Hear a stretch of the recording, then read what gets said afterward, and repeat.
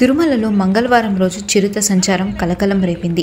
అలిపిరి నుండి SV zoo పార్క్కి వెళ్లే మార్గంలో అరవింద ఐ హాస్పిటల్ వద్ద అక్కడే ఉన్న యువకులకు చిరుత కనిపించింది. వాహనాల లైటింగ్కు భయపడ్డ చిరుత అడవి ప్రాంతంలోకి వెళ్లిపోయింది. ఆ ప్రాంతంలో చిరుత కనిపించడంతో వాహనదారులు భయాందోళనకు గురయ్యారు.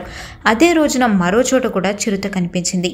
అన్నమయ్య భవనం సమీపం అటవీ ప్రాంతంలో చిరుత సంచరించినట్లుగా అధికారులు గుర్తించారు. సాయంత్రం 4 గంటల సమయంలో ఇనుప కంచెలు దాటుకొని చిరుత ప్రవేశించింది. సమాచారం అందుకున్న అటవీ శాఖ సిబ్బంది వెంటనే సైరన్లను మోగించారు. ఆ సైరన్ల శబ్దానికి చిరుత మళ్లీ అటవీ ప్రాంతంలోకి వెళ్లిపోయింది. అన్నమయ్య భవనం వద్దకు చిరుత వచ్చిన దృశ్యాలు సీసీ కెమెరాలో కూడా రికార్డ్ అయ్యాయి. ఒకే రోజు 2 చోట్ల చిరుతపులి కనిపించడంతో అటుగా వెళ్లే వాహనదారులు, చుట్టుపక్కల నివసించే ప్రజలు భయాందోళనకు గురవుతున్నారు.